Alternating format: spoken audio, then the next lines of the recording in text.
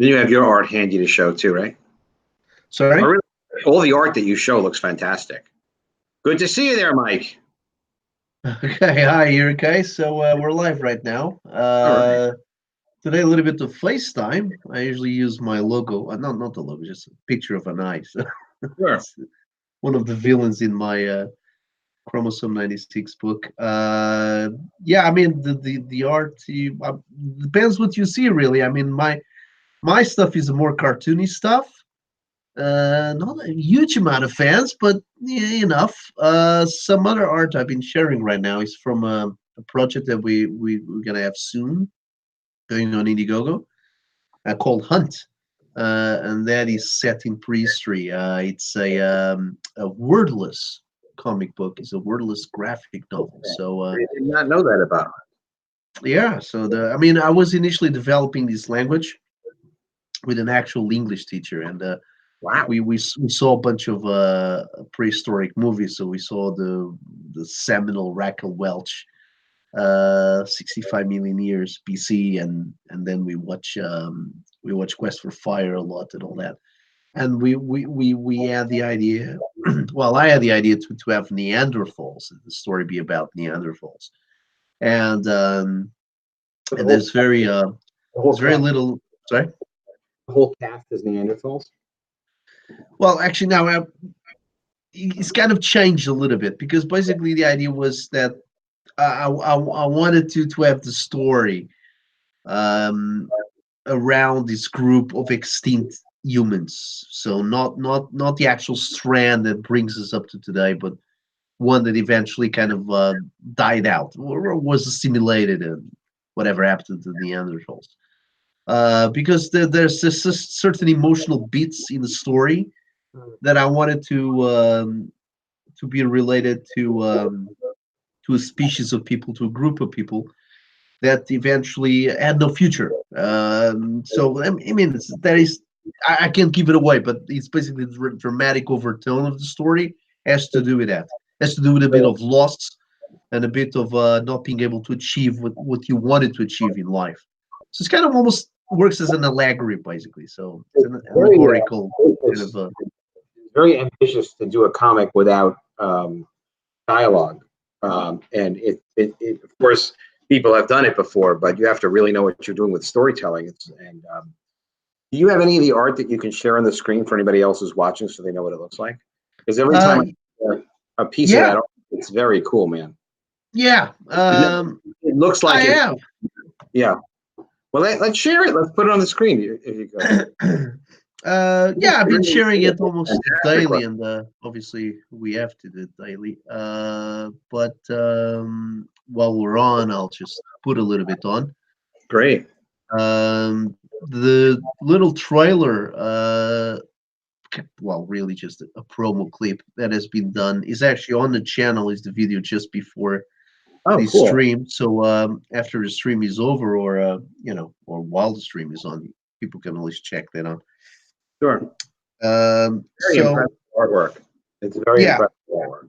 okay. So this artwork for this book, which I'll be sharing now, Yeah. is not done by me. This is a great chap which I found many years ago, and I really have been waiting. Well, kind of choosing what project to put him on because I really wanted to work with this guy. His name is Hankor Kang, and it's. Let me just share this. Otherwise, okay.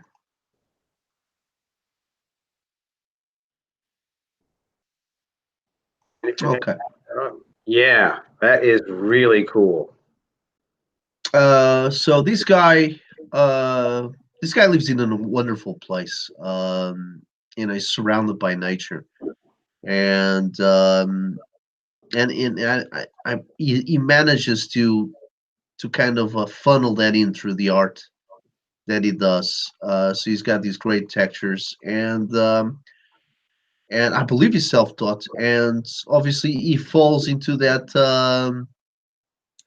Frazetta slash Bushima kind of Yeah, house yeah. I mean, of learning. it looks like it was stolen out of time, but still, like, yeah, it looks like it was done by a master, really. I mean, it's incredibly impressive.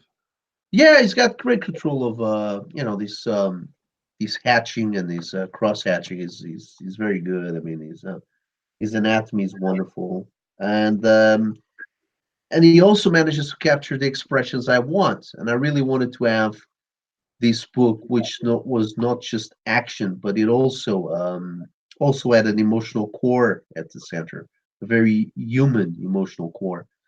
And because again, he's trying to say something, but obviously, the book is going to be mostly centered on action set pieces.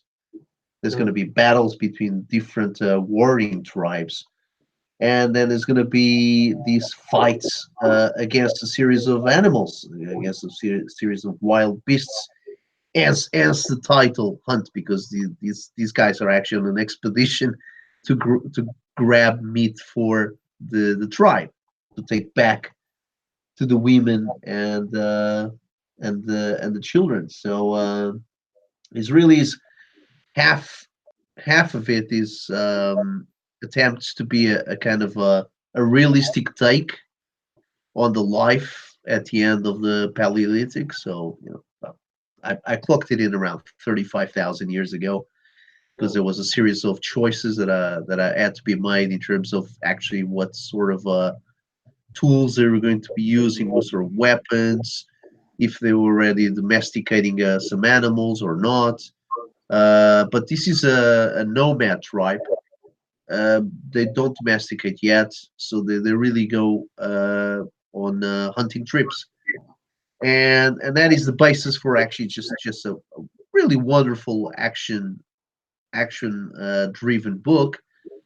But also, there's also these other things that I wanted to explore with it. And again, everything is wordless, so And it makes it that much more interesting and gives that much more for the artist to focus on the storytelling. I mean, you're going to have really dramatic moments too.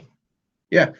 I mean, as I was explaining, I was trying to devise a language again, and I watch a lot of documentaries on, and I read a series of books, well, some books, um, to do with what sort of language the Neanderthals actually could have spoken. Obviously, this is all theory, this is all supposition, but based on a certain amount of vowels that they would be they would have uttered, we were going to construct this very limited language, and uh, and we were actually going to play with the words, because basically we were going to create kind of a one-liners and jokes that some of the characters would have said in certain situations.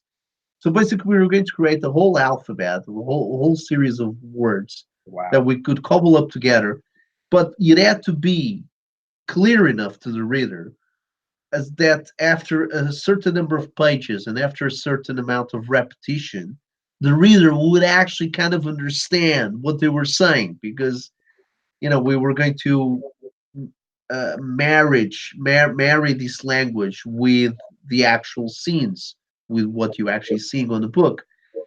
So then that it was a very again, you mentioned the word ambitious. Well, this was actually very ambitious, because That not was only the book, that would have been amazingly ambitious, yeah, especially for a single, for one project, to create a language for one project. exactly.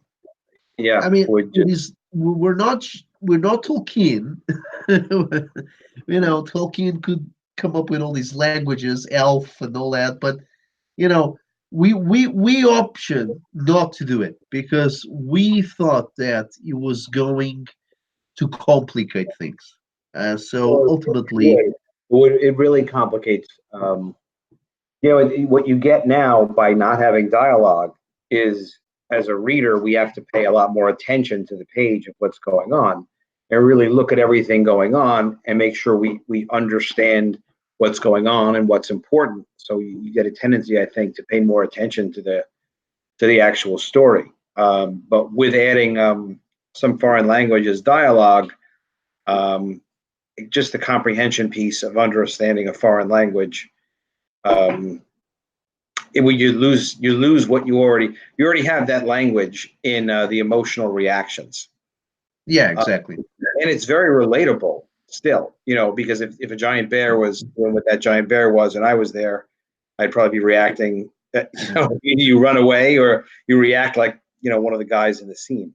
Yeah, I mean Really? the whole idea of the made up based in properly a real language was, although it was a good idea, it just the final decision came to this: was it going to add anything to the story? And it just we realized it was not going to add anything besides the problem that it could probably, like you just said, it could probably distract people from the actual Yeah, from the actual pictures. I don't know a lot about language development, but there's a social element where, okay, if you're going to have, human creatures or human-like creatures that are going to have language, it's going to be because they need to communicate a lot of things that are not inherently obvious, right? So if you were Yes. going to have a trade, or if you're going to have to be at peace, or you're going to agree on territory and things like that, or are they going to write things down? Is it going to be a spoken language? Is it going to be also a written language? And who is going to know the language? Who's going to be responsible for teaching the language? It depends on the development of the social group. But I think it's very interesting. Like if you've got primates they have tremendous language with their grunting and their routines and their behaviors. And I would kind of assume that if they were not speaking, a knowable, consistent, traditional enough language, that you probably have a lot of that grunting and pack behavior stuff, and there's a leader that they follow, and there's a lot of nonverbal language too, and your nonverbal language is definitely telling the story. Yeah. I mean, it's exactly that. I mean, it's the old adage, isn't it? Show, don't tell. And since the book, the idea of the book, the structure of the book is so action driven, is so movement driven, so picturesque driven. Again, the original idea was really to showcase the art of this guy and let the art of this guy do the storytelling. And again, I kind of thought, am I going to spoil this art with the bloody balloons on top of it? You would have. Even if it was with, look at it. If it was like a traditional comic from like Fantasy Illustrated magazines, which is what this reminds me of, where they're just, it's so carefully done. It's so, just beautiful in its own right. You would have dialogue, and you probably have some limited dialogue, and it's fine, and it's good. You could add English dialogue to this. But if you go and you look at the art and then you think to yourself, like, all right, well, does this tell the story? What's left out? Sometimes people do, though, like to relate to characters by name. Yeah. So if one guy's name is Khalil, and actually I have a friend whose name is Khalil, but in any case, that was actually from my God, a lot of years ago, more than 30 years ago. But anyway, if guys have different cool names, and it can make you identify with characters. Just like when we meet people, we say, "Hi, my name is," and that's a very normal social thing, and then that begins an interaction. But if you can tell the whole story without it, it's cool. If you're thinking potentially of doing a sequel, if anybody spoils this, then maybe you would want to start with some very minor dialogue. Yeah. Actually, you could do a version of this with very minor dialogue, right? And then show it to people and kind of get some people's feedback and see what their takeaway is. But there's such an intensity to the artwork that you really accentuate the intensity by not having dialogue along with it.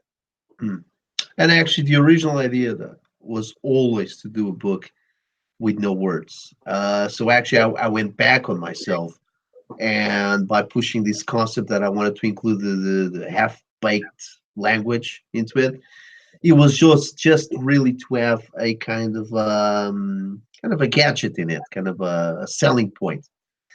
Created language for the book, blah blah blah, which just add another layer of maybe not talent because doesn't necessarily mean we're that talented, but at least it would add a certain another layer of something. It adds a layer of complexity to it. That it has, yes. Yeah, but a lot of people's work, if they didn't have word balloons telling you what was going on, would have no idea what was going on because the storytelling isn't there. And that's enough challenge already. Like you were saying, it's difficult to create the story, especially while this is going to be a graphic novel, 50 pages. It would be funny for your artist too, because because you're an artist. I'm not an artist, but I have some idea what storytelling is all about. And if I assigned a 50-page project to an artist and I told him, hey, listen, here's a story. We're not going to have dialogue. What do you mean we're not going to have dialogue? Well, where we conceived the project and then this whole backstory. So we're not going to have dialogue. So really, it's on you to take my script and really tell the whole story. I'll help you. I'll give you, the tips here and there, and I'll tell you if I don't understand something or if it's not what I meant. But you need to tell the entire story without dialogue. That's a challenge. So that's harder than not doing that. And it takes a confident artist to do that, because an artist has to think to himself, am I really getting this across? Even when he is, maybe he thinks he's not. So it's a lot of physical work and emotional work for an artist to have to commit to doing what you have them doing, and then at the end of it, for you to come back and say, well, look, what we're going to do is we're going to have some extra dialogue we're going to put in here and there. And it's like, well, why did I kill myself to tell this story? Yeah. It isn't. It really, artists should be doing good storytelling, but this is really asking a lot of the artist to be able to do it without that. Are you getting layouts, or is it just giving you? Good question. Well, actually, it's like this. As I'm writing the script, the script is actually not a conventional script, because the descriptions they tend to fluctuate a little bit. Some panels are a bit easier to, because as I'm describing as I'm writing, I don't know how you're supposed to describe that. You showed this scene with the bear, and he's got like this head is flying all over here because the guy's head got cut off, and then some guy's throwing a spear, and then you've got some guy thrown around in the background. I don't know how you would describe that except to refer to the characters and say it's a wild action scene, and this guy got killed. You really a little bit more complex than that. Basically, what it is, I'm actually I'm been doing all the thinking mostly by myself. And one thing that I set myself, and obviously then communicated to the artist, was this from the beginning. In order for this to work, like you were saying, for the artist to be able to interpret the words on the paper and then come up with these finished pages, this will have to be very much that there's something, a formula I have to use for this to work. And I really thought about, well, we'll do the Marvel formula. I have a script in place, but I pretty much leave it to the artist to do what he wants. Well, that could also be a cop-out. So what I've done actually with the script is that each page will be a page of the comic and all that, and I do describe the panel as what the panel needs to have in it. But then below the panel, or maybe after 2 or 3 panels, depending on how I want them linked to show a particular action, because if there was ever a book where things have to be very tightly knit together, it's this one. I cannot just a jump cut. It's really ambitious. Yeah, I can't go for, exterior, daytime, blah, blah, blah, happens in 1, 2, 3 panels, and then jump cut somewhere else. I mean, it won't work for the reader. Mm-hmm. So there's really got to be placed in a very linear, very, very well planned, almost cliche kind of structure.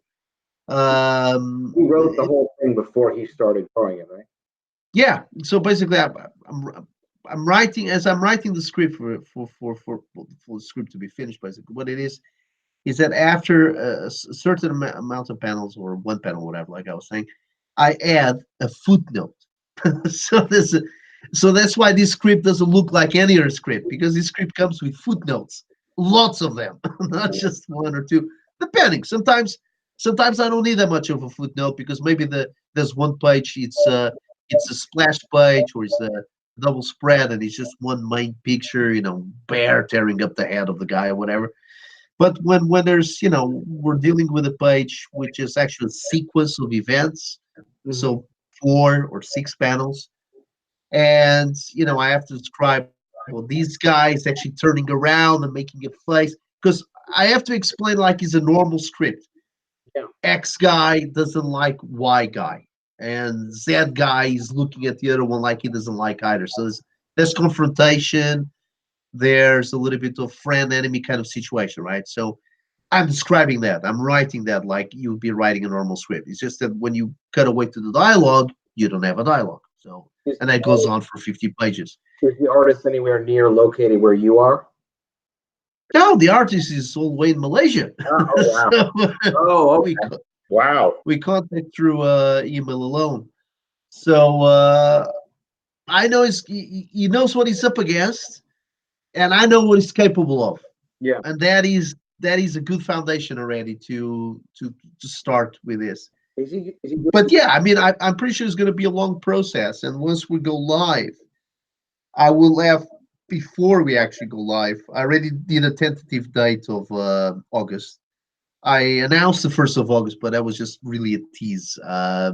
It will be in August, hopefully, unless there's any major delays with him, because I'm ready to go.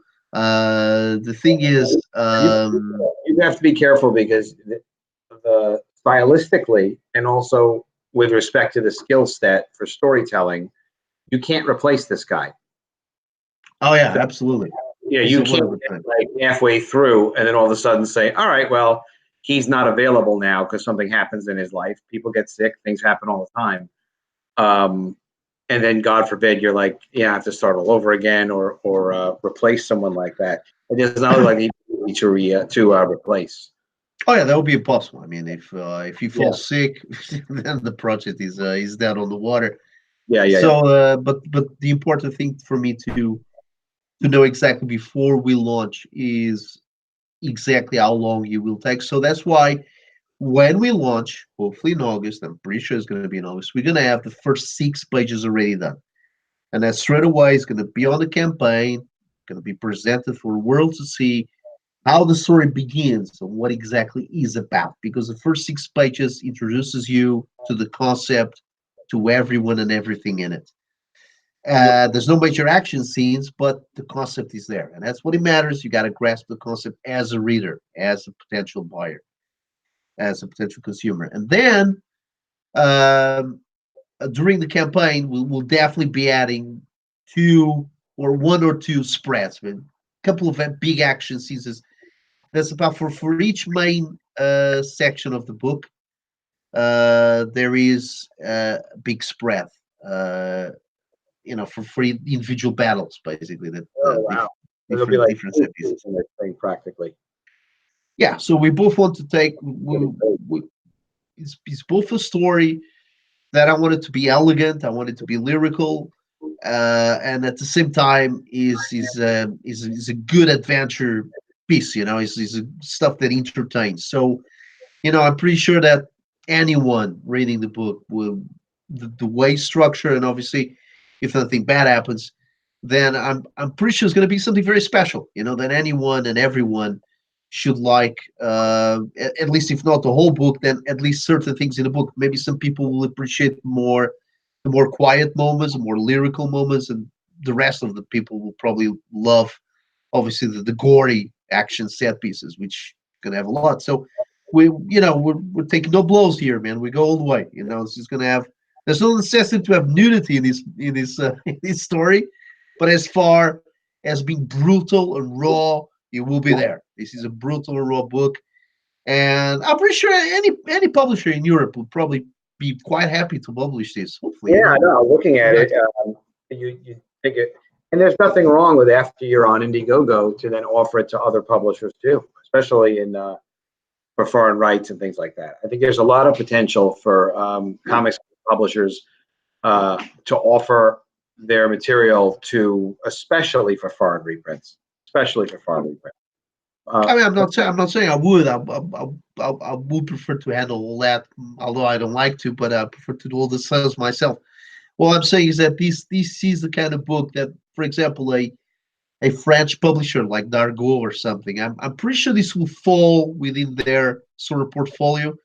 I mean, really, to me, it'd be, if you know them at all, or you get contact, it's worth it. Just send an email with the attachment saying you're self-publishing it, but you're looking at opportunities after the book is released, after a certain amount of time, because all media has distribution window. Really, it's a normal thing that you offer it in one way, you build up your audience directly, and then there could be a secondary market. It's a very normal thing. I did a video about this just yesterday about how I don't know how into Comicsgate you are, like the whole culture of Comicsgate.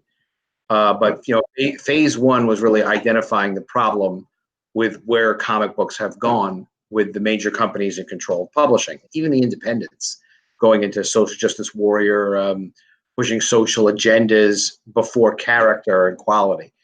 And then the second part was professionals like Ethan Van Sciver and Richard Meyer was an amateur professional coming along and starting to be interested in self-publishing. And then, that's really phase two, where people started publishing their own books. To me, phase three really is, we want to be selling on Indiegogo, but at the same time, we're never going to be, it will not be viable to stay selling our books in one place.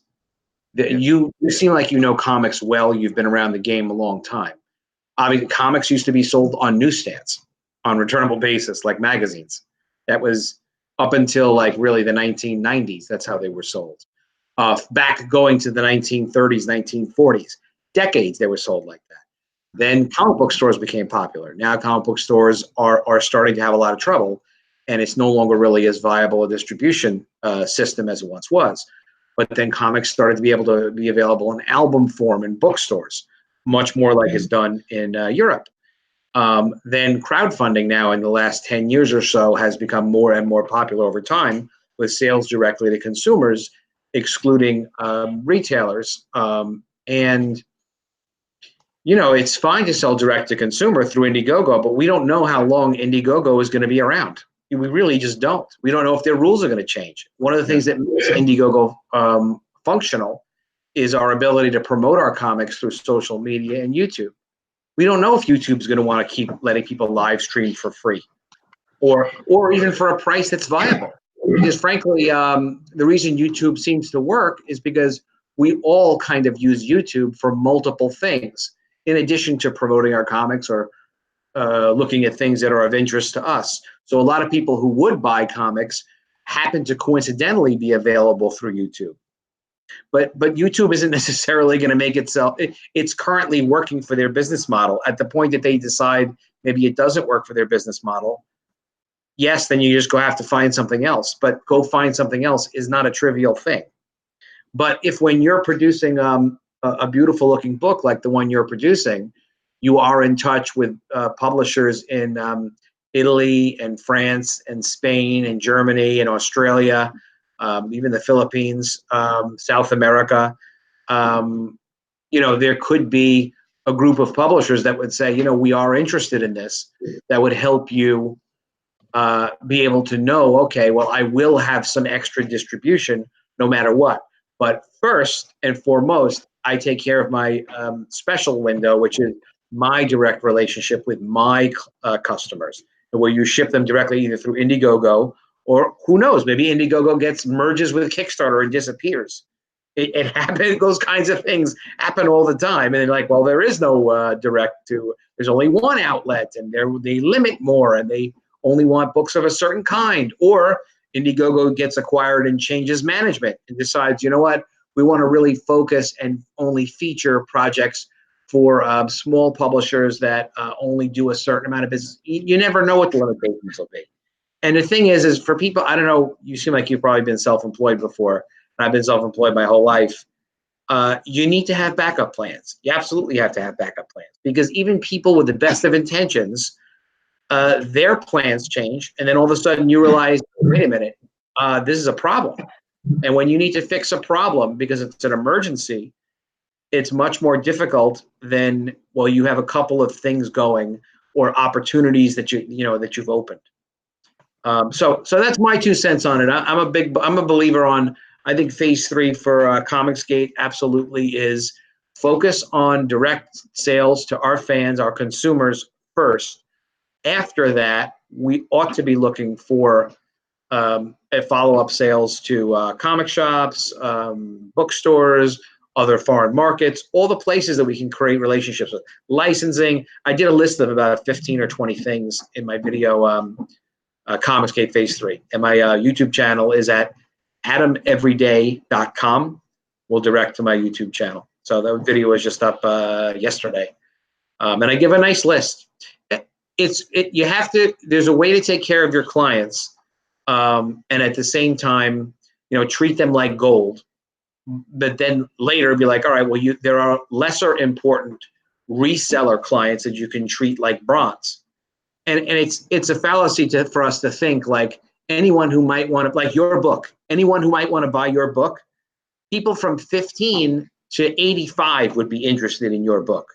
How the hell are we going to reach all of them through a 30-day or a 60-day Indiegogo campaign or any crowdfunded campaign? We're not going to reach them.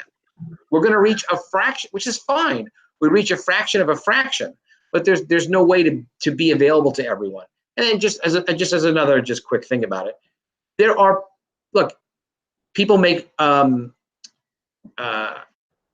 purchases on a lark sometimes. If they're doing a search on Amazon, they'll see something happen to pop into them, or if they're in a store and they're looking for a gift and they know that my friend likes fantasy art. Wow, look at this book. This guy's book looks so cool. This guy's book looks so cool, and my friend would love this book, like your book as an oversized hardcover or something like that. What a great gift for an artist. What a great gift your book. Think about what a great gift your book would be to a comics fan, especially one who they know likes fantasy art. There are a lot of them. But this one's, your hook is like, look, it's got no lettering. So if you look through a few pages and your book is executed properly, that should blow away, just about anybody. But so some of your sales are going to have to be made after the book exists. So, I think, there's gift markets. There's a lot of places to sell stuff. But for the people that really back the books and make the books happen, they're gold, and they always have to be treated like gold. We can give them special editions. We can give them things that no one else can get. I don't know if your guy is working digitally, or it would be a shame if he's not working in traditional, so that any of the original art could be purchased. Because I can imagine there'd be people that want to buy that original artwork. Yeah, that is the intention, actually. That was one of the things I was speaking to him. But it takes some time to get back to me because he's all the way in the Pacific. Yeah, well, no, I know. I've worked with people all over the world too, and there's great people all over the world. It's just it can be timing and their schedule, their availability, their position in the world right now, other projects they have, and how important your project is to them right now. And that's exactly something I've always tried to do over the years. Piece off the mainstream. I like to get these obscure talents, and I really like to push them to the forefront, and say, look, your books from your big corporations, you might nab the big talents, but you're nabbing the big talents only from one region. Let me show you the rest of the world. Yeah, let me show you what the guys in Russia are doing in comics. Yeah, let me show you what these guys in China are doing in comics. And I like to put that in the mainstream faces. Say, and that pisses them off because they say, oh shit, now we got competition. How can we annihilate these guys? That's obviously they're trying now their best to shut all the indies down, because now they obviously realize, wow, finally due to the internet and to all these to all these structures that are in place, YouTube's, Indiegogos, and all that stuff you were mentioning. Now there's an onslaught of all these indies, which is talent that has been buried under the stones over the years, and then they finally come out like zombies out of the cemetery, and it's an invasion, and they're making money, and the mainstream is looking at it and they're going like, where's the fire exit? They don't know what to do with this. So they got two ways. Either they give up or they try to shut us down, which is what they shut us down has been the option, the easy option all these years. But now they can't do anything anymore. So now they got an option, Now it's like they join us or they give up. To me, phase 3 is we get into these additional channels after we've premiered our stuff, highest quality version of our stuff directly to the backers. And then phase 4, after we've expanded our distribution, is very clear. We replace them. We go head to head with them everywhere. And we have people compare our book versus their book. Look at our book, look at their book. Is that how you want to spend $25? Or is this how you want to spend $25? I think they're going to have a big problem. Yeah, we'll need some sort of some sort of structure in place to be able to do that, because obviously the retail shops are out of the equation, so we need to rely on online. The retail shops, nothing is inaccessible. Nothing is impossible. The only thing that's impossible is to try to make everyone, work the same way, do the same thing, and it's not realistic that everyone's going to be self-publishing and promoting their work on YouTube. A lot of people will, but some people, like your guy in Malaysia, no one knows, your deal is with them, whatever your deal is, you'll be able to keep them if you give them a great deal. If not, you'll make more money on the first book, then you'll get to keep the talent usually, because they find another, they get popular thanks to us, promoting them. And if we don't treat them, and generally they run off somewhere else, and good for them. That is what freelance is. But a guaranteed fee is also different than taking a risk and paying that guaranteed fee.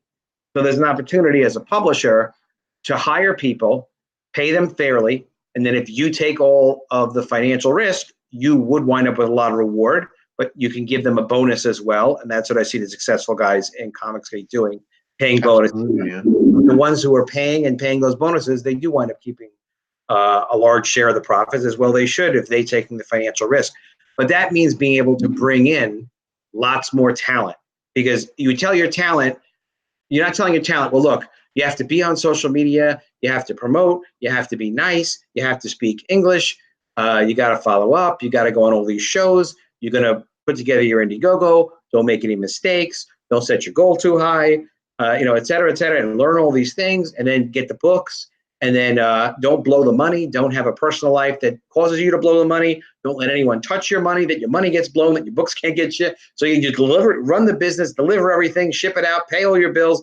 It's a little too much for some people who haven't, been in their own business before, let's say, to really operate completely on their own. So some of those people are just happy to say, like, look, if you'll handle all this for me, here's a fee. I don't have access to all of the foreign reprint markets. I don't know who these people are. I know some people, who know some people, and I have some different friends at different publishers and things like that that sell at different markets. Same with film and TV. I know some people, but I don't have any strong ongoing relationships to be able to give access to other people to do stuff, or even for my stuff, they just flip a switch and now I'm in 20 other places. It all comes over time, and if it makes financial sense, then there's a way to collaborate and do certain things and make it available to the people that are interested. You work with other people, but because you usually find, like, I was talking with someone who had a good-looking comic. It's a color comic, and he said one of the reasons he went to crowdfunding was because he was concerned that if he was to sell it through Diamond, he wouldn't have the money, and it sold well. Let's say it sold, he was saying 5,000 copies. He was concerned he wouldn't have the money to pay the printer to be able to deliver the order. He's like, I wouldn't know what to do. I said, well, call me. I mean, if you have a deal and there's guaranteed money and it's proven profitable, and all you need is $2,000 or something to pay a printer to make 4, then we'll work something out. I'll help you. Why would you do something like that? So my point, not that I'm throwing money around all over the place, but the point is, when it's viable, yeah, there's ways of working with people. And, and also I was telling him too, he didn't know this, sometimes distributors will finance a print bill where they make an arrangement with you, and in exchange for a fee, usually it's a couple $100, it's a percentage of the amount of the bill. I know Diamond Comics Distributors, for example, has done this before. They will pay a printer directly rather than pay you, and then pay the balance that would be owed less the printer to you. So if a printer didn't trust you, for example, because they didn't know you, which happens, then Diamond will pay the printer, because Diamond has, quadruple 5A, platinum, unbelievable, great credit. Diamond even owns a credit union. I mean, they have a lot of money. But in any event, so Diamond could finance any transaction they felt like financing. Not that they would, but these are just things in business that you have conversations with people, you get to know, and then you kind of work it out as you go. So it's good for everybody to start off in self-publishing. Crowdfunding is phenomenal. If anything ever happened to Indiegogo or Kickstarter or whatever, something else would pop up. But it's also good to look at other options as well that respect our customers, but also give other people who otherwise would never have a chance to get our books, be able to get our books. And discover new fans. And also keep in mind, if you have like a little publishing imprint, if you have your website on that book, when people are excited and they see a website, they'll go and look it up.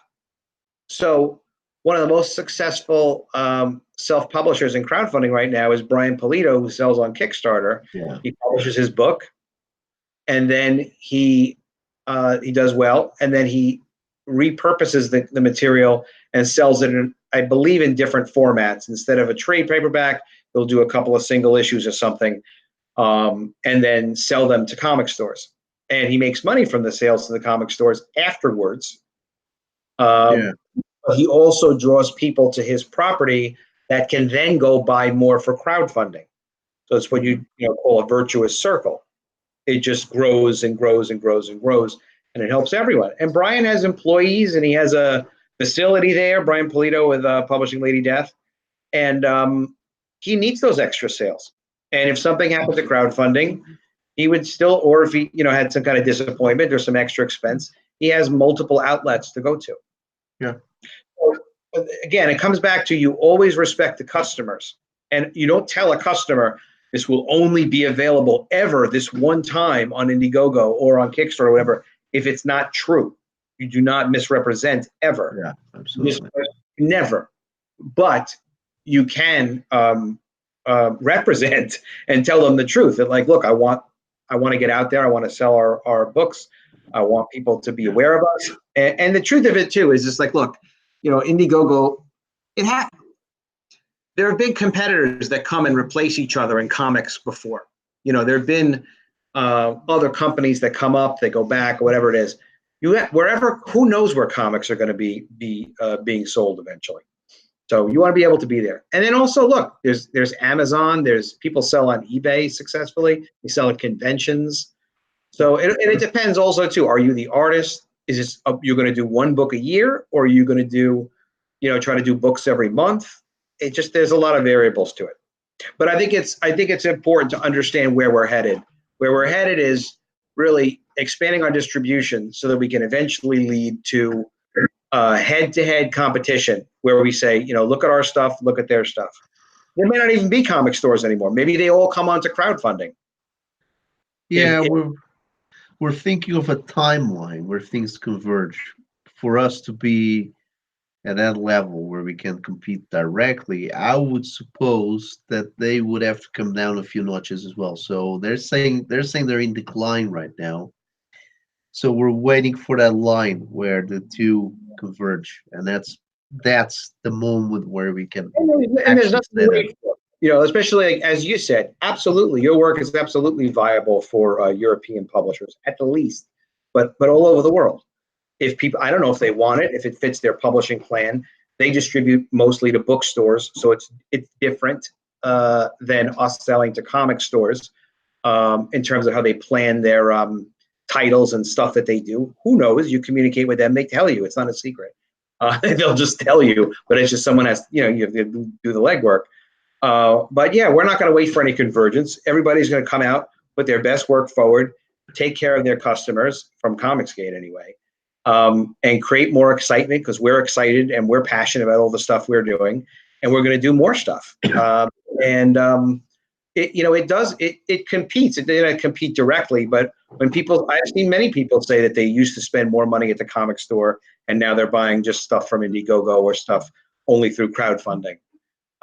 It's not, people have been saying that already. I've seen other people say, they quit comics and now they came back through crowdfunding. So, by the way, shall I share your campaign now? Do you mind if I do? Yeah, let's You want to share it from there, or shall I share it here? I got the page open. Yeah, you share it on your side. Okay. Share it on your. It'll be exciting. Let me go back to this. All right. Where I usually blunder. Okay, so we got College of the Dead on Indiegogo, and how's this been to deal with? I mean, the book is finished. Yeah, I believe you said that, isn't it? Yeah, College of the Dead was great to put together. It took me about 2 years to put it together. I'm not the writer. I'm not the artist. I developed the idea, and then I worked with the talent to finish it. So I like to give as much credit to everybody else who works on it rather than me, because it's enough that I know for me, it's my idea. It was my passion to do the book, and they executed my vision of what I really, really wanted. And of course, they contributed a lot to it and made it successful with their own ideas. So College of the Dead is a story of a zombie apocalypse that takes place on a college campus. And the professors and the students are thrown together. Many of them are killed right away. More of them are killed over time.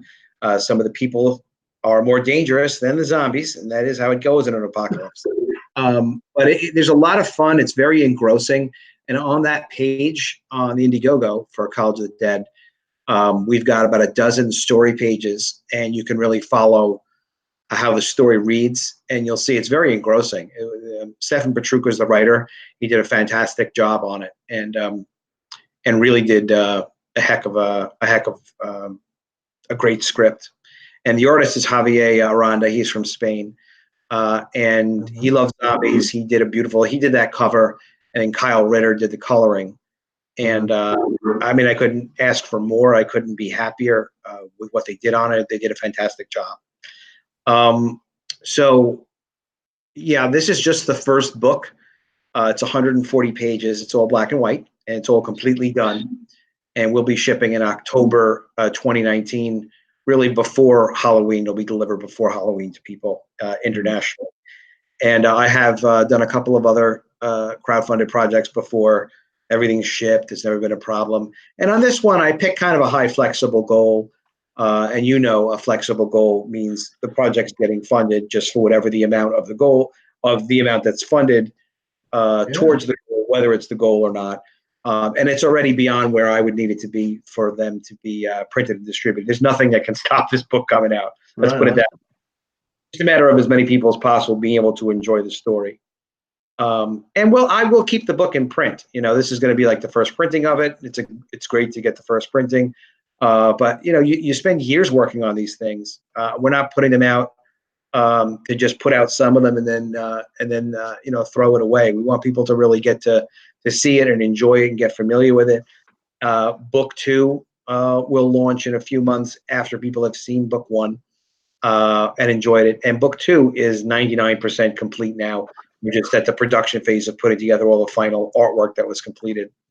And then we'll start probably in January. We'll start editorial on College of the Dead book 3.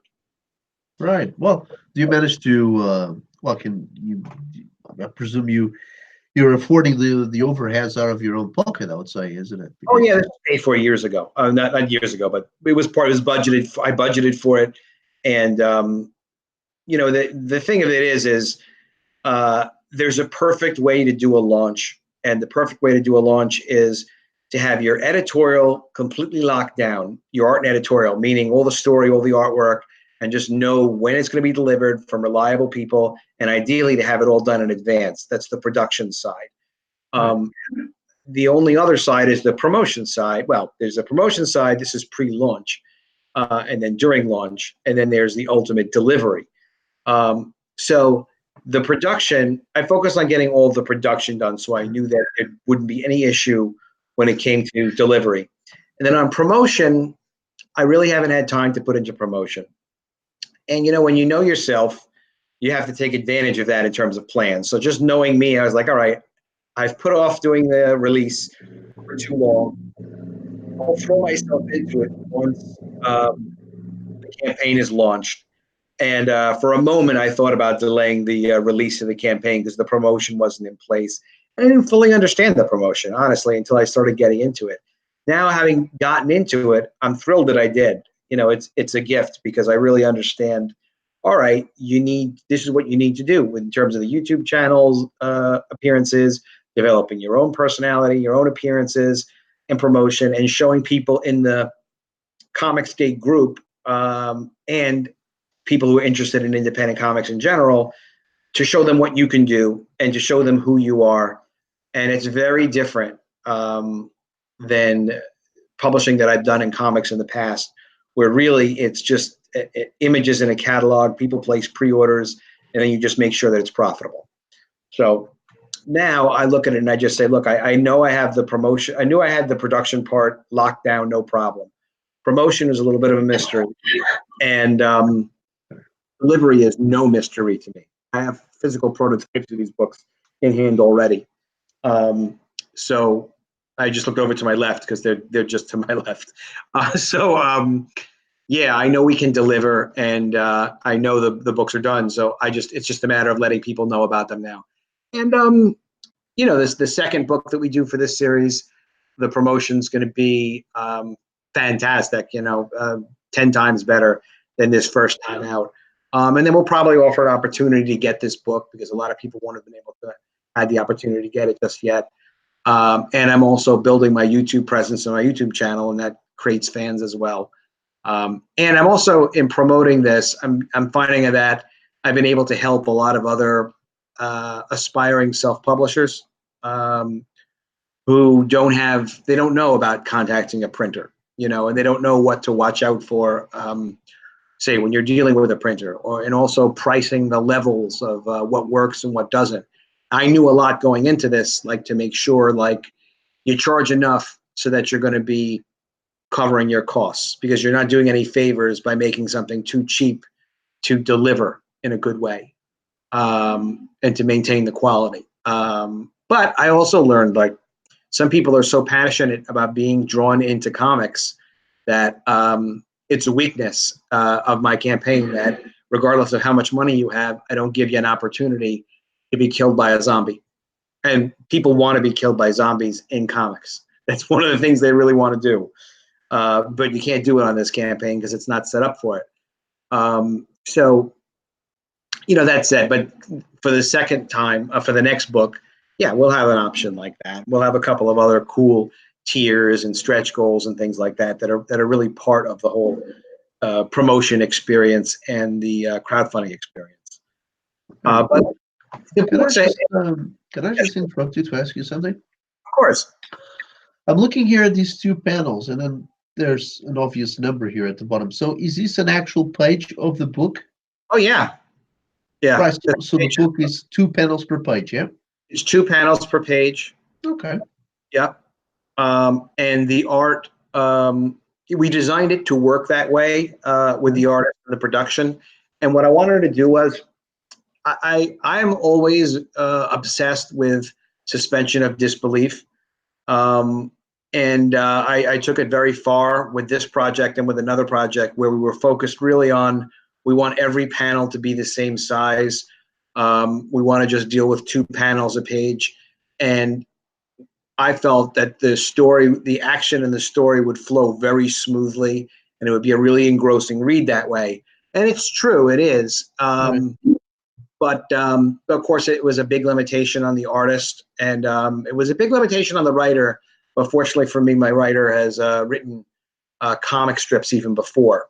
So he understands, if you need to tell a story and have a moment in 3 panels, he knows how to accomplish this. So it's very dense. You know, it's 140 pages, but it might read like it reads well and quickly, but it's not a decompressed story. There's a lot of action, and there's a lot of moments and characterization and surprises, and just excellent, well-written work. I'd work with that writer again in 2 seconds. We worked on, he did all of book 2, and he also did another different project for me, which is a color comic, which should be coming pretty soon. It's called The Mermaids, and it's sort of Game of Thrones with mermaids. There are 35 different mermaid characters. A tremendous amount of thought and development went into making that world of, we call them queendoms because they're all female mermaids. It's a whole world of female mermaids.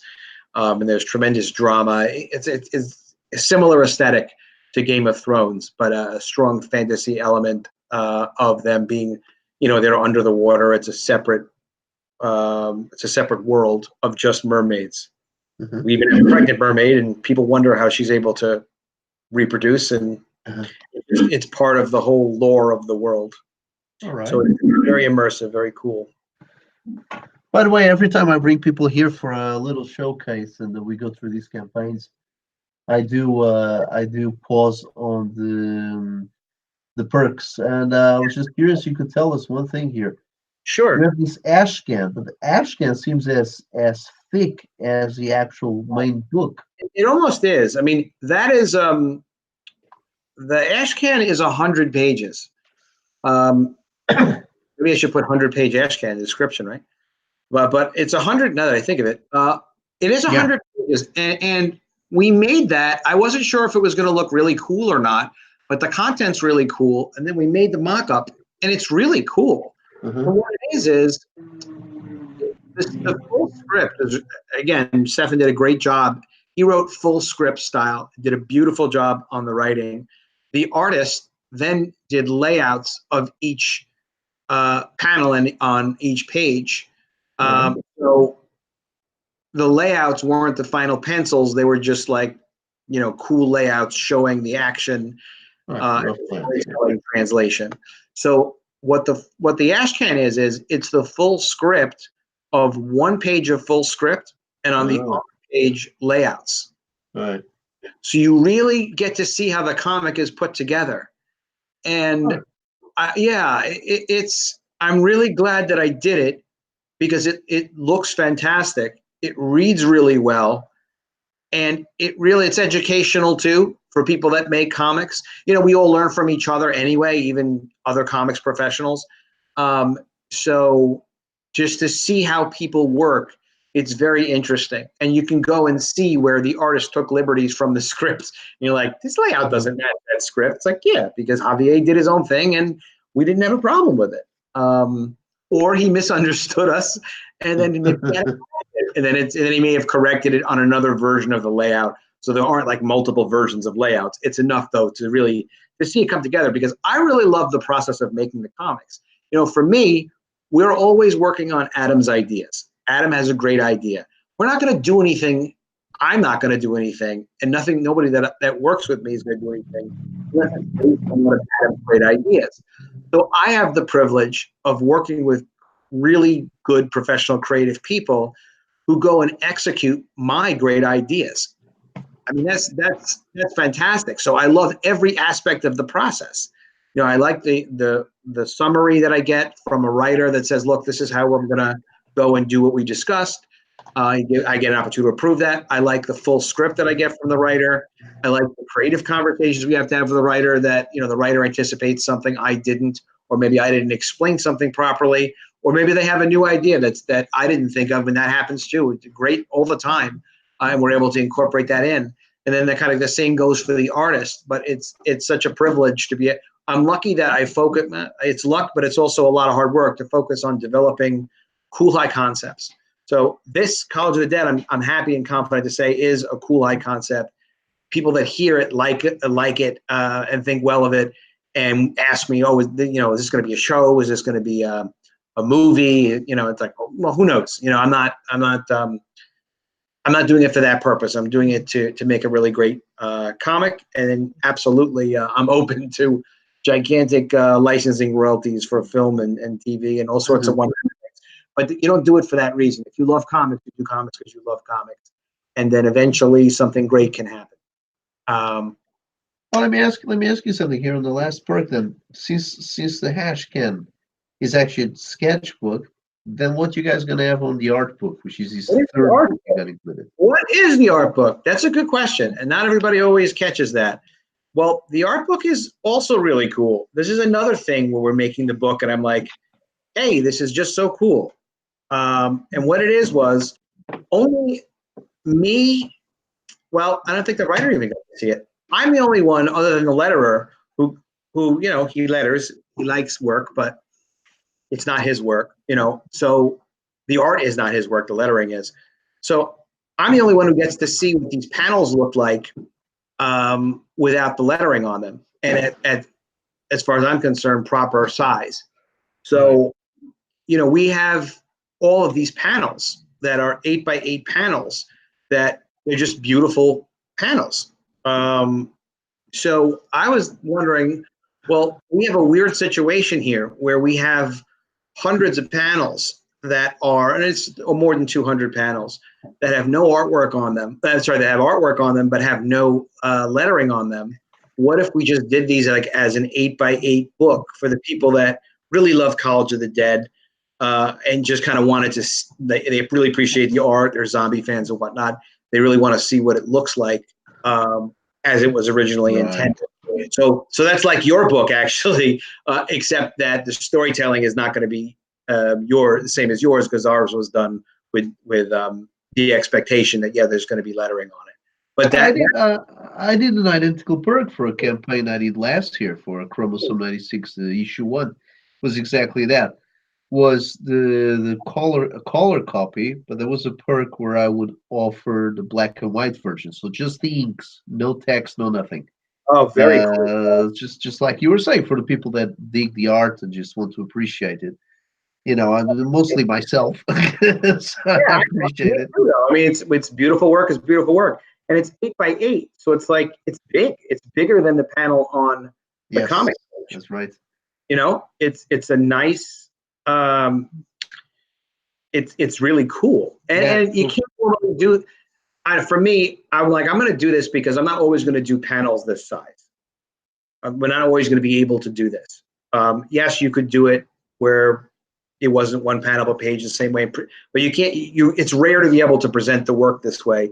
So I thought it would be cool, and I thought other people would be interested. And some people are buying it, and it's experimental to see if people are as interested as I am. I am pleased to see that a lot of people are interested in the Ashcan. And I think we're going to get some very cool responses when people get those books, because not everybody even understands what they're buying when they buy it. And I think they're going to see, like, there are some extra cool, unique, only there character designs that are in there as well. Maybe 8 pages or so of that. But just to see the full script and the layouts is really to see something that's a little bit magical, because you're really getting to see the comics being made. Now, because I'm in the UK, but the price is showing up in pounds. So how much is the actual cost of this perk? In US, it's 85 US. 85. Yeah. Yep, for all 3 of them, and then there's 15 shipping anywhere in the world.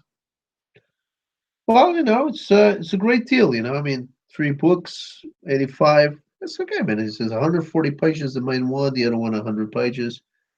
And the art book, I guess. A lot of work. A lot of people put a lot of work into it. It's not bad. And then the individual book just by itself is 25 US. Yeah. And I got it here. It's 20 pounds. So 25. Yep. Yeah, makes sense. And the book and the Ashcan is 50 US together. And I believe my international shipping, off the top of my head, and I apologize if I'm wrong, but I believe I just went with a flat 10 because we have this gamed out, like everything's planned out on the production side. Delivery, pre-production, and delivery are no mysteries to me. Awesome. I've published book for so many years. But the promotion, this is unique. This YouTube promotion, getting to know people, I love it. I love it. When I first started it was hard. You know, Well, a lot of the creators are very shy, but yeah, for the ones that are more seasonal. it's like, all right, now I'm broadcasting to how many people, saying what, doing what, and you know, the YouTube shows are very down and dirty, so to speak, like in that, you know, that there are no producers that are talking to you before you go on, saying, all right, well, here's what's going to happen. We're going to discuss this with you for this amount of time, and let me just pre-screen some questions for you to make sure they're interesting. And you know, when you go on to Comicsgate Live, it's an incredible privilege. And Ethan Van Sciver, I just always like to mention any show I'm on how much I appreciate how generous he was with his time with me and with other people, and with his customers and his audience and the people that he cultivates, you know, for his own publishing and his own efforts. And he shares that audience with people. He did that with me. I believe I was on 3 times, and it was a lot of fun, very educational. You know, he's terrific with it. And then at the same time, you know, you're on with 9 other people, and you're selling what you have, and you know, it's hectic, but it's so much fun, and it's such a privilege. So I'm going to be doing the same thing for people as much as I can now that I've become more comfortable with making videos and appearing on shows. Trying to do a semi-regular, similar to Comicsgate Live type of show, so I can introduce people to books, and we can exchange ideas. And sure, we'll talk about my book, but we'll get to talk about everyone else's book. We're going to talk a lot about your book without any talking in it. I've just got 2 more questions for you regarding College of the Dead. First of all, will there be a football scene in the book, just like in the cover?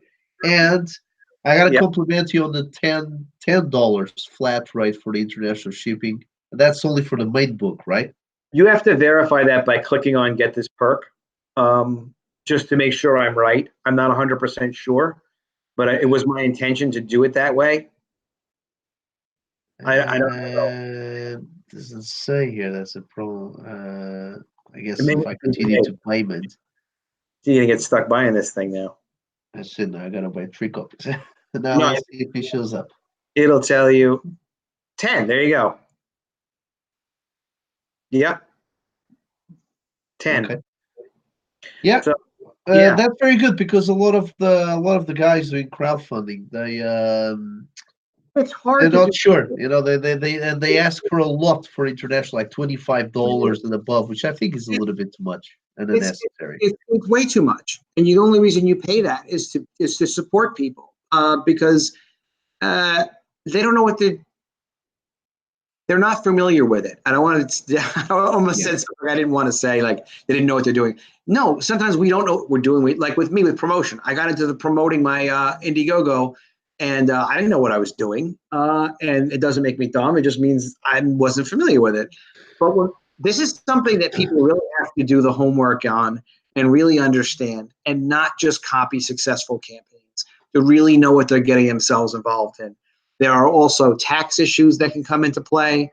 You may or may not receive tax notifications from Indiegogo where you owe money. You have to keep receipts.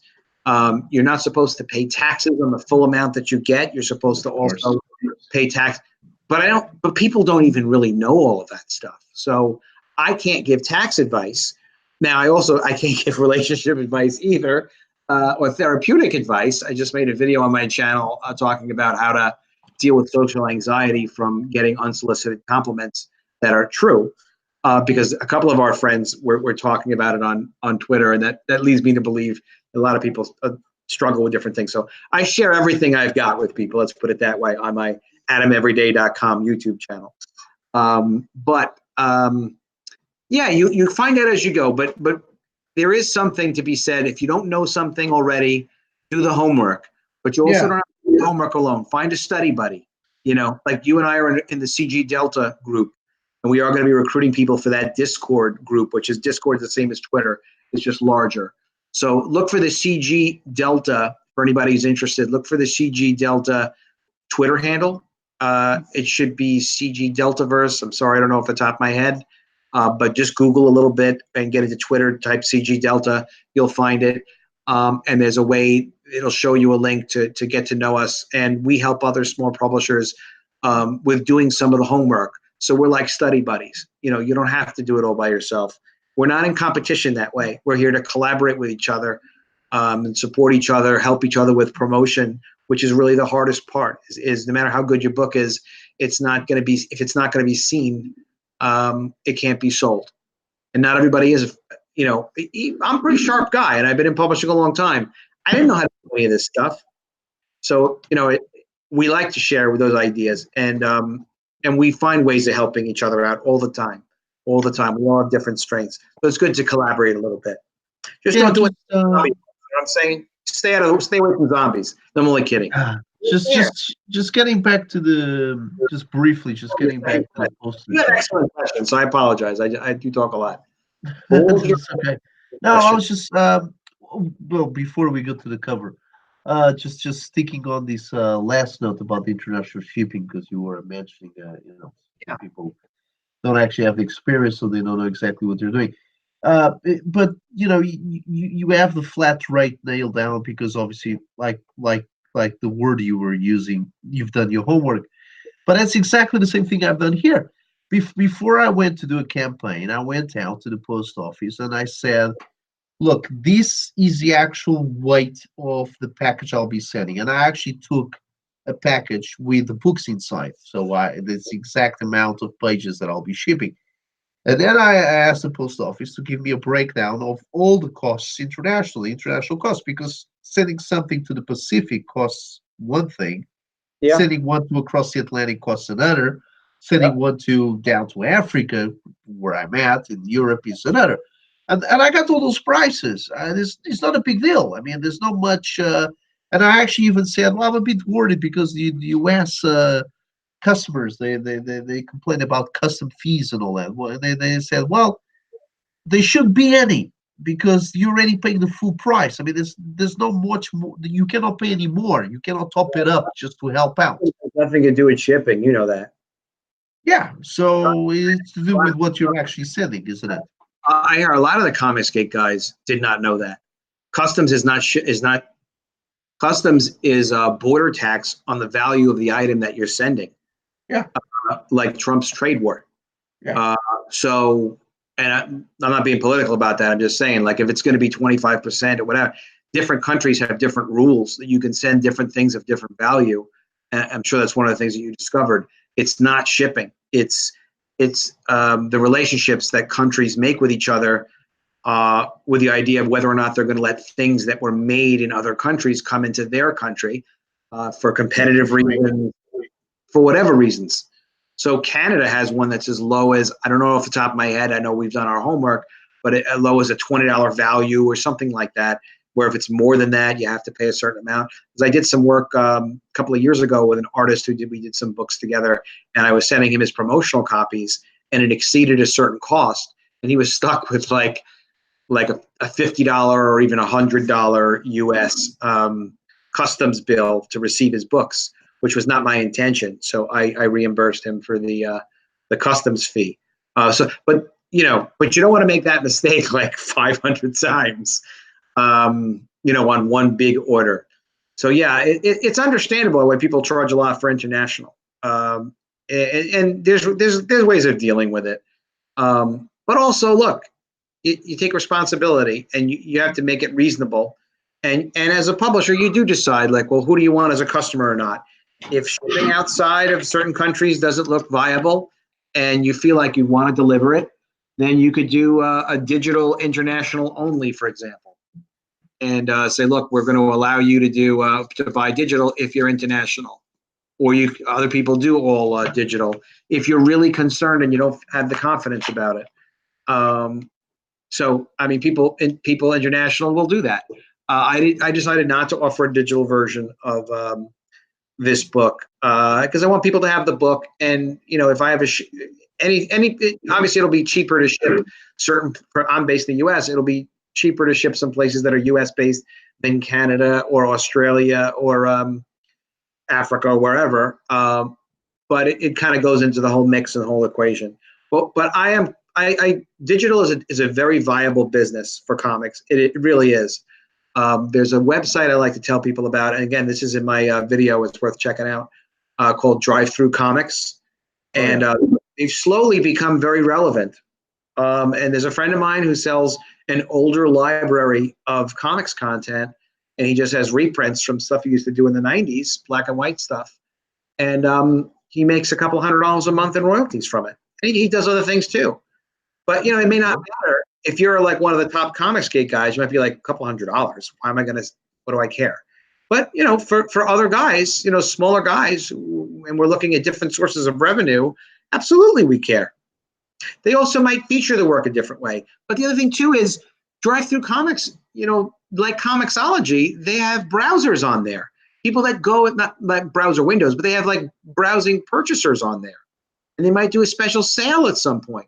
So maybe if someone bought after it came out to my backers and they were taken care of in paper, the highest quality, and the real version of it, maybe we would do 4 issues on Comixology, because the thing is, people will discover you in a different place after the campaign is long over.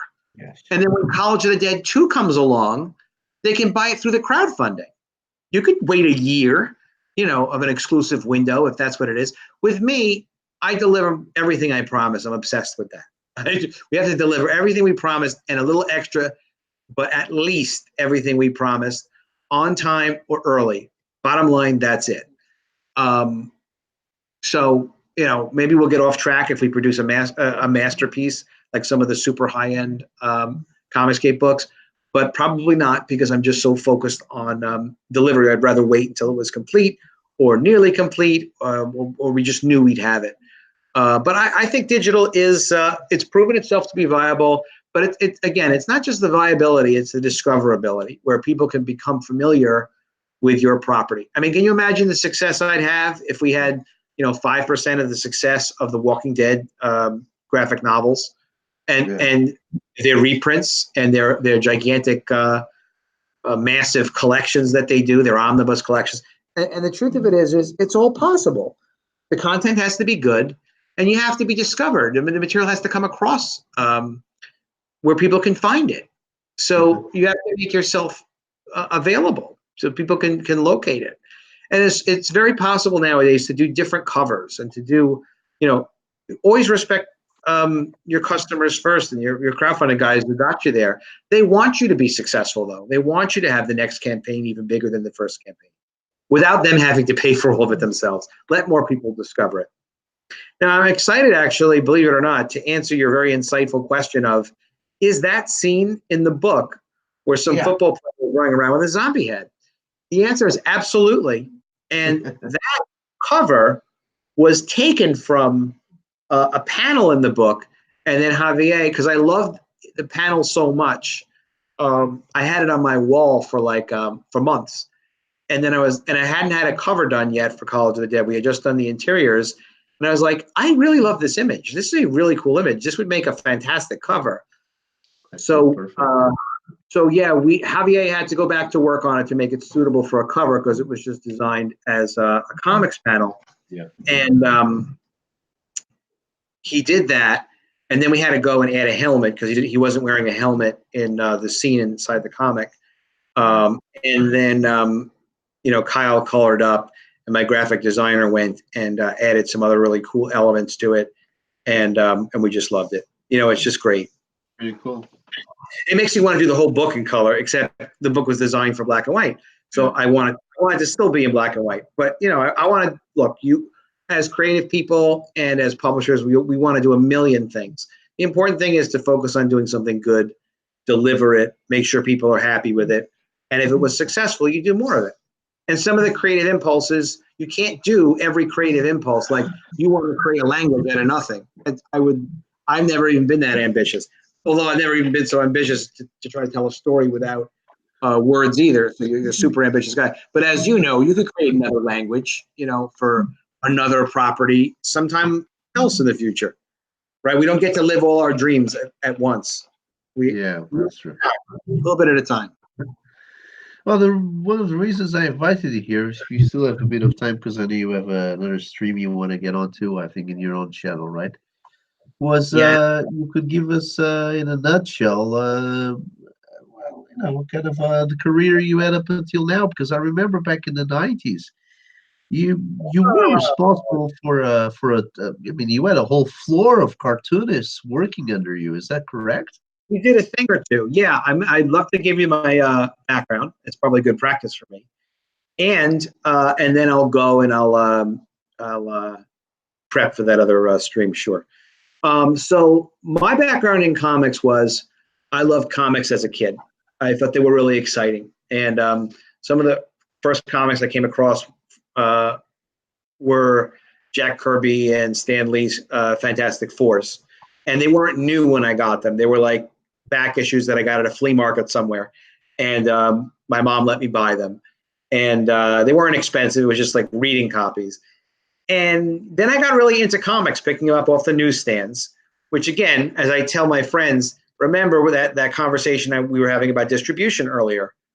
It's where you discover them from. Like how many people discovered comics in a newsstand, at a newsstand? How many discovered them at a flea market or a garage sale? How many discovered them at a comic book store? So then I discovered my comic book store, which was one town away, and my mom would take me there on Saturdays, and I was 12 years old and buying comics. And then one of the most exciting new things in comics was the Teenage Mutant Ninja Turtles. Everybody was talking about it, and that was the black and white boom that occurred from like, just roughly speaking, 1983 to 1985 or 86. And I was buying comics, and then some of these black and white comics were going up in value. So at first I did it from a greedy standpoint where I was like, well, and it's so interesting how this happened. So I bought 200 copies of this one comic. I figured out somehow as a teenager how to buy it directly from a comic book distributor called Crown Distributors in Brooklyn, New York at the time. I lived in Long Island. And I live there now too. I bought 200 copies. I got them directly from the distributor, no comic book retailer involved. And I got the box of comics and I opened them. I also had some copies of Samurai Penguin in there. And Samurai Penguin was okay. And I think it actually did go up in value. And I had 200 copies of Black Moon, and it was terrible. It really was not well done. And I'm not one for criticizing and being negative, but it was very amateurish. And I was like, look, and this is funny. This is how I approach things like this. I look at it, I'm like, well, this is bad. I could at least do this good. So why don't I publish comics? Literally, like, I got a bad comic. It was a bad investment. My brother split the money with me.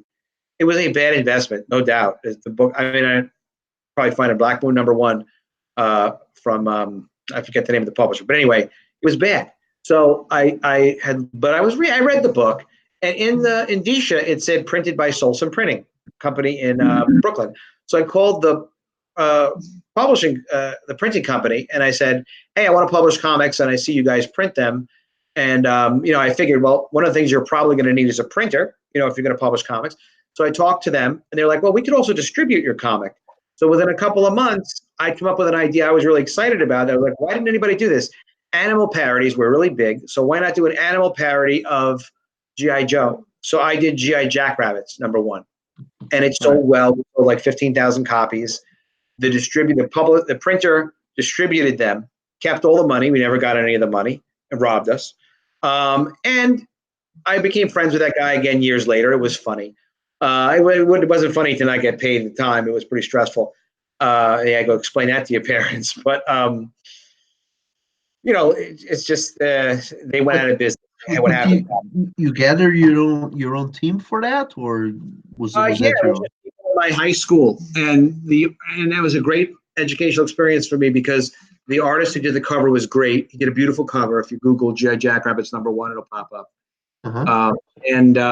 He did 2 pages, and then he couldn't do anything else because he was just either too busy, off schedule. I don't remember why he didn't do it, but he didn't execute the rest. So I found other people to fill in, and it was very weak. We did not do a good job because it was fill-in guys, and we didn't have any other resources. Like, I was 16 years old, and like have a lot of contacts at the time, and we delivered it, and it was everyone got paid except me. And my brother, because we were co-publishing. And then I stopped publishing for a while. That was the black and white bust. And it was also a bad experience not getting paid. Figured maybe I'll just finish high school for now. And then a couple of years later, This is still the 80s, right? yeah, that was The early 80s. 86. I was published. That was when the Awesome. first book came out. So I took a couple of years off, but I kind of still kept an eye on comics publishing and learned so much. Just same thing with what we're doing with crowdfunding publishing. You learn so much about business, people, trade contacts, how the business model works. That's why I also like to encourage people to like look at new avenues as well, because even though it's hard, like the distribution thing is hard, intellectual property is hard, like getting your stuff optioned and sold is hard, but it's a good side project to like learn about those things, especially because you could talk to some other people who had a variety of experience. So when I was 21, or maybe 20 actually, I got involved in publishing comics again. And I did it with a partner. He was just a friend. He wasn't like really interested. He was like into comics so much or whatever. He just kind of hung around, but it was just fun doing it with someone else. And we started working with comic book store distributors. There are like 13. This is another thing. There were 13 different distributors at the time. It wasn't just Diamond. It wasn't just one other company. There was like 13 other distributors that covered different parts of the country and outside the country as well. And you know, you had a bunch of different customers. So we would solicit comics. We did biography comics for the most part. We did some other black and white, independent-y, just different ideas and different junk and stuff. And by junk, some of it was junky. And some of it I was very proud of. It's just a variety. But the main thing was, you know, you got to make sure that you can pay everyone and that it's profitable no matter what. So we would do some signed editions and limited editions. A lot of the stuff that Marvel's gotten into over the years with alternate covers and things like that, we were doing, and we weren't the only ones, but we were kind of always looking at that, making sure like if you solicit a regular version, you could solicit in the following month the same book but a limited edition. Mm-hmm. And it actually wound up generating usually about as much revenue as the prior book did, which was kind of surprising, but it really did because of the time window. You know, if you're soliciting a book in June of what year is it now? 2019. It doesn't mean that the entire market for that book into the direct market or anywhere else through a 30-day time window is going to be the entire life of the potential of that material.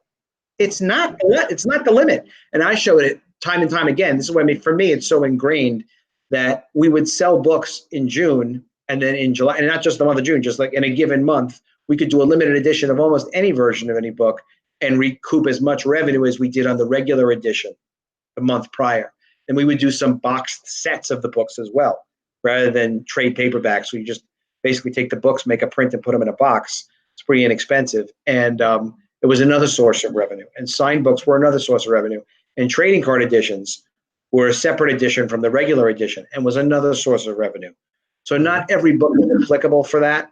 So, but we would go back and look at what we had in inventory and then, but sometimes plan in advance, but sometimes we're back in inventory and take it out of the physical inventory, because otherwise, how are you going to sell some $2.99 comic, you know, door to door? You know, so you have to go with what is working and where the channels are available, and some other channels are viable, some are not. We also sold excess inventory to stores as well, usually at a larger discount. They would buy like a pre-selection of a collection. But let me interrupt you there, because at this time, this is what, early 90s now that we're talking about? And 90s. by then, so how many titles do you have at any one time? I don't know. I mean, really, and if people were to ask me how many comics did you publish, and people have asked me that sometimes, I really don't know. Well, that was going to be my next question was, what numbers were you shifting per month? 1,000. I mean, the lowest selling books might sell 1,000 copies or 1,500 copies. The biggest selling books weren't selling more than 80 or 100,000 copies, and not often. We weren't like blowing the doors off. Well, it was a sustainable business then. Yeah, it was niche, sustainable. We were in the New York Times in the 93 or something like that. Showed our studio. That's interesting. I should put that out. Yeah, I've seen that video. I've seen the video with Well, that was a different than the New York Times. The New York Times is just an article that covered us. And then once we were in the New York Times, We got calls from investors and all kinds of crazy people, which I didn't Oh, I wind up. see. Right. But it blew me away. It was too. I was a kid. It was too much. I didn't know. Uh, I didn't think of an exit plan. And absolutely. that was like, now I get it. Then it was like, well, I don't really want to bring someone else into the business who will have to answer to if I don't need their money. We had money, so why would you do a thing like that? Well, the reason is because if they want to put a valuation on you of like $5 million, then you're set for life, as long as they don't screw you. But it was over my head, and it was a little. Was used to being really in control of everything at all times. It was a bit much, so I was like, nah, I'm not going to do it. 24 hours job. What was that? 24/7 job. 24 Oh, hours job. Yeah. I'm sure you had a lot of work. Yeah. Well, yes and no. I had some fantastic people I was working with. For me, it's always like you focus on the priorities. You can't control everything, and you don't want to micromanage people to the point of not being able to put in their own contributions to work. Especially in our field, you want to give a writer a chance to write. You want to give an artist a chance to draw, and you don't want to correct things that are not necessary. Even if it's not perfect, you don't want to correct things that are not necessary to correct and demoralize people. But if you can teach someone from something then it's a good thing. I didn't run the studio. I didn't hire the artist. That was a gentleman named Kirk Lindo, and he had gone to the School of Visual Arts, and he was taught by Will Eisner, which was incredible privilege for him, and it was a great privilege for us. Kirk had also run managed retail shoe stores, and dealt with a bunch of individual retail. He knew how to hire, he knew how to manage, he knew how to fire. And when we had like 35 people there, someone needed to know how to do that. I didn't even know I know what that is now, having other life experience. I didn't even know what that was at the time that he was doing for us. Very good business premise, to not micromanage, but at the same time to impart any knowledge that you have about something. So well, you do, but everybody has to kind of know their role. And you know what I'm learning more and more is you always strive for communication, always just like the clearest possible communication. If I want you to do something, regardless, it doesn't matter the dynamics of relationship. If you're just a friend doing me a favor, or if you're an employee, or if you're a superior, I have to tell you what I want you to do and why it's so important to me. Because why puts the context to the what. And if you're not going to tell people why you need them to do something and why it's important to you, first of all, they won't necessarily completely understand you, and they might misinterpret you. And if you're misinterpreted, you're not going to get what you asked for. And nobody benefits from that, because you don't get what you need. And also sometimes by telling why, people will say, well, Adam, that's a good idea, but did you forget that we already figured something else out? And I'll be like, oh yeah, you're right. I forgot. Thanks for telling me. I'm getting old. Or sometimes they have a better way to solve the same problem. But often I'm right, very often. And I don't speak to things that I don't know. And I could be cocky and confident because I limit my scope. So I know what a great sounding idea is, and I usually leave it to that. I can discuss storytelling competently and some other things like that. I can tell you for sure, Comicsgate is not going to depend on Indiegogo forever. For how long, I don't know, but it shouldn't do it long, because it's a great outlet and fans should always be number one. But I've seen so many things. I'm not that old, but I've seen things change so much over the years. In addition to formats, all sorts of things. So yeah, we're not going to be limited. We'll always sell direct to consumer. I think Comicsgate will always be intimate with its fans to the ridiculous. To the point where we have these video chats directly. We make ourselves very available. We discuss our personal life. We discuss our personal beliefs. Things that otherwise you would never know, you'd never get. But I think there are going to also be fans and customers that we're less intimate with when we're selling our stories. And not everyone wants to watch YouTube. Not everyone wants to consume product that way either. And just as an aside, since this is such a passionate subject for me, and you and I could do another one, another video talking about. There's a lot, since you have a varied background as well. You get all the business as well. So this is that's a different kind of stream to have than I normally have with people, because some of it is not relevant experience to them. And it's a different type of subject that I really do enjoy talking about a lot. But what I will say is I try to get people to think about Netflix. I haven't understood the appeal of Netflix for like the last at least year and a half or so. As soon as Disney made it clear that they were going to get serious about streaming, I thought to myself, like, well, I grew up when Blockbuster Video was all that, and it was cool, and they could control. There was content that was produced even just for Blockbuster Video, like some of the Lion King sequels. And prior to that being done, having been in publishing and thinking this way, I was thinking like, wow, why don't they exploit Blockbuster more and have exclusive content just available on Blockbuster? Because wow, it's just so cool, and you can afford to do it. And people did do that, and it was a boon for everybody who had libraries. But then people started to realize, like, well, it's just one channel. It's just one channel. So like Netflix, it's big and they've got a lot of distribution, but it's just one channel. So how could you compare Netflix's future with Disney's future when Disney has television outlets? They have their own TV stations, they have cable stations, they have unmatched licensing power. When you get a license for a Disney property versus a license for a Universal property or a Paramount property, you pay more royalties. The percentage that Disney pulls is higher across anything they acquire as well. They have different people in charge of different things. I don't know it intimately. I just know because some of my friends have gotten licenses to do Disney products and Disney comics and stuff. And they're like, yeah, Adam, they make all the money. They strip mine it like to the limit. But like that, they have so much leverage. They have the theme parks. They have so much momentum. They are damaging their franchises tremendously, but still they have tremendously powerful existing unique franchises. Yeah. So someone's going to tell me that this retail outlet, Netflix, which has tremendous distribution, that's great, but so what? What? They don't have studio. They don't have TV channels. They don't have a licensing department. They don't control a huge, powerful intellectual property that has tremendous franchise value for licensing. They just don't, and they're never going to. They don't have enough time to do it. They should have bought studio.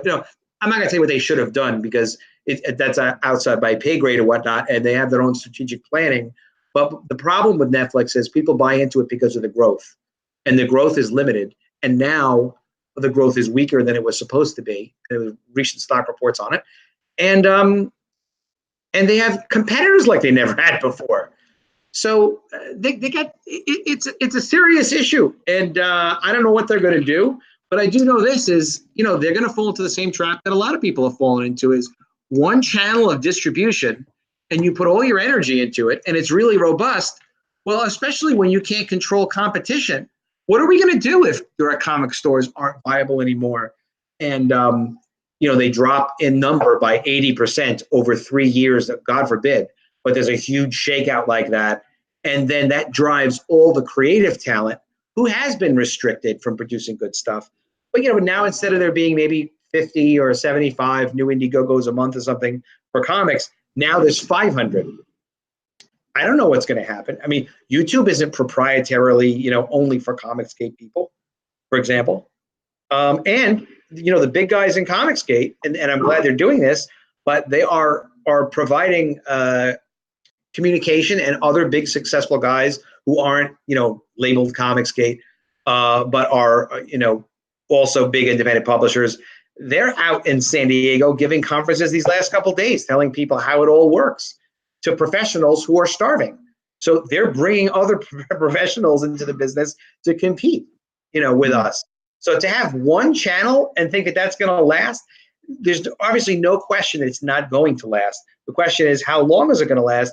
And if we're interested in building, not just putting out a comic we want to put out, but building a business where we're going to have some consistent ability to hire talent, put projects together, and then build off of that. Do have any unlimited opportunity, and not we got to look around. We got to look around and see what's viable for us to get into other distribution channels. Like what you said before, I would be disappointed if you didn't send some artwork with an explanation to a couple of these foreign publishers and tell me how it works out. You know what I'm saying? I'd love to hear that you did it and they said no, even. Like, all right, they're not interested, but at least you sent it. Because otherwise, I don't know if you ever did a deal like that, but my friends tell me is that they'll just pay like $25 a page or something like that, not a fortune. But if it's 50 pages and they pay $25 a page, it's $1,250, $1,250. Yeah. I published a book called 500 Things My Cat Told Me 20 years ago. And then I redid it. It's a novelty book. Cats don't really talk. So it's a novelty book. And I printed it and reprinted it a number of times. And I sold, the last time I did it, I promoted it just on Twitter. No crowdfunding, just on Twitter to a fan base of like 20,000 cat people that I developed. Which, now that I think of it, I should actually be doing that with comic stuff. And I know how to do it. It just takes some time. It's not hard. And then you have a base that you can use. But in any event, it worked. And then I got contacted by some Italian publisher who had the rights to Harry Potter in Italian and a number of other titles. It's just their big title. And I thought it was a joke. They're like, we're interested in getting the Italian rights to 500 Things My Cat Told Me. And I was like, I'd never heard of anything like that before. Like, what's the name of your publishing company? And so eventually, like, I found out, no, they're actually serious and it's a real company. And they paid something like $1,200, $1,300 advance or something like that. And it hasn't been an enormous seller for them. I don't think they focused on it that much. They just wanted to have it in their portfolio as something they could do if they wanted a pet title. And I think their license is going to run out soon. But in any event, there's so much stuff like that out there for us. So we should take care of our customers and our fans and never make them feel like they're neglected. But I think that my fans who see College of the Dead and get it and read it and love it would be very interested to know that, hey, good news, we just got a deal for an Italian version or a Spanish version or a Portuguese version of College of the Dead. Maybe we'll send them one as a lark just for the hell of it. Like, check this out, see how cool this is, or at least show them some of the pages. They're happy for us. Your book in particular has no translation. Yeah, that's a benefit. Let me ask you something. Obviously, talking about possible changes in the future, new vehicles for this kind of a thing. Did you, in theory, already came up with what is a possibility of what could be done in the future? Because if you're saying Indiegogo is not sustainable, YouTube might want this stuff here. Well, so you never know what could be. You never know what's going to happen. I think crowdfunding is always going to be available in one way or another. The gatekeepers, there are people who've done even their own crowdfunding websites. So a couple of the major Comicsgate guys could easily, pay a couple of $1,000s to a programmer, and we really ought to do that just so we have it, just so it's there. And maybe we could do some limited projects with it. You could program it. We could program it and do it through PayPal, where people are prepaying us. It may cost less than $1,000. I know some programming guys, and I know some guys actually, now that I think of it, that are in Comicsgate that are programming guys. Whether or not they do it, they could discuss the viability and give us a total. They exactly understand, because we're such a great community, what we'd be trying to do. But in any event, I discuss a lot of it in the video. It's an 18-minute video. A cool list in it. So please check it out. If you think it's very cool, like it, give me a positive comment, and share it. I think everything is available to us. Just the question is, it's always a matter of time to follow up, and then a matter of where you're at in the process. If you're still focusing on getting this next book done, the thing of it is to get as much of the editorial done as possible. But you look at the easiest things to do that are potentially the most valuable. So selling the movie rights to your project would be damn difficult because of the nature of it. Not impossible, but also because we don't really know the right people to talk to.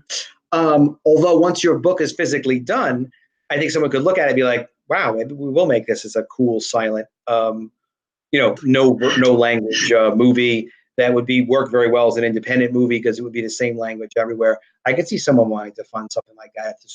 If it's done really well and you seem like you'll be all on top of it, it will be done well. Well, they've but- done one already. It's one of the inspirations for the book. It's called Quest for Fire. Oh, okay. There you go. So where's the It's latest a French movie.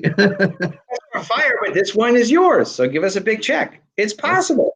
It's all very possible. But I wouldn't spend a lot of. I would spend obviously time. You focus on getting the book done, getting the crowdfunding done right, and promoted properly, and you're in the right group for it, the CG Delta group, and then you're delivering it. But yeah, you'll hear from us all. I'm hoping a lot of other people that are ambitious this way in business also with us, and then some of us will find a resource and share it with someone else. Like our promotion spreadsheet, I'm very proud of that because I helped push that and help organize it. That everyone in CG Delta has access to a list of all the 15 plus YouTube channels, and there are more, but we have those so far that they are willing to have on new guys who want to promote their books and get the word out. So yeah, it's a trick is to do it through CG Delta. But we have to have a conversation, and I'll tell you more about the studio. And then we published. I had 2 other substantial lines of comics after that, and each one of those were a little different in working with people. A lot to share about that. It was a lot of fun and learned a hell of a lot. Yeah, All right. absolutely. One thing, what was the name of the label at that time? Some people might still find some of your books online. That one was Triumphant Comics, Triumphant Comics, yeah. and then Angel Entertainment, also known as Angel Comics, Vampire Girls and Dream Angel and Secret Files, and a couple of other titles. I can't even remember the Yeah, titles. cool. We Maybe after that was the late they're 90s. still floating around on eBay from a couple of collectors. I mean, Everything is on eBay. It's all perfect. there. Okay, so you find you find the link to Adam's post new book, College of the Dead, underneath this video once we stop live streaming and it will be uploaded here on YouTube for all eternity until they shut down. It'll be a pleasure. And this will only be part 1. You and I will have a part 2 conversation, and we'll talk offline too and organize the subjects even now that we got to know each other a little better. I'm sure I'll have more questions for you about your next project, and we'll organize. Your questions are excellent. They really are. I mean, I like to be able to do a live stream and talk about things that I otherwise haven't had a chance to talk about yet. Hey, because I have a team of I have 20 overheads working around here with me. That's why this runs so smoothly. You can't see them; they're hiding. It is. Did you say you said you were in Africa before? No. If I've been in Africa, no, I've been in Morocco once. I lived there for 2 months. No, not a good experience. Well, as long as you're safe, that's the main thing. All right, let me run, or I'm not keeping my promises, and I got to keep my promises, my friend. Yeah, you have to go. Also, Lisa, what is the name of your YouTube channel? Because I'm gonna drop that as well on the text. AdamEveryday.com takes you right to my YouTube channel. Right. Okay. So that's perfect. I'm gonna write that down. Thank you Thank you very much for your questions. It was really terrific. I really had a great time talking to you, and I know it's late over there too. Thank you for making the time work for you so that we could talk. It is late, but I was just having dinner before coming here, so there you go. All right. Well, finish dinner, my friend. Okay. Great night. Thank you so much. And I'm going to be looking out for your book. Hunt looks really interesting. Let's have a look at it soon. Thank you, and thank you everybody watching, and like and subscribe to the channel if you can. We're gonna stop broadcasting now. You have to subscribe and click the bell so you get notified. All right, take care, guys. Have a good night.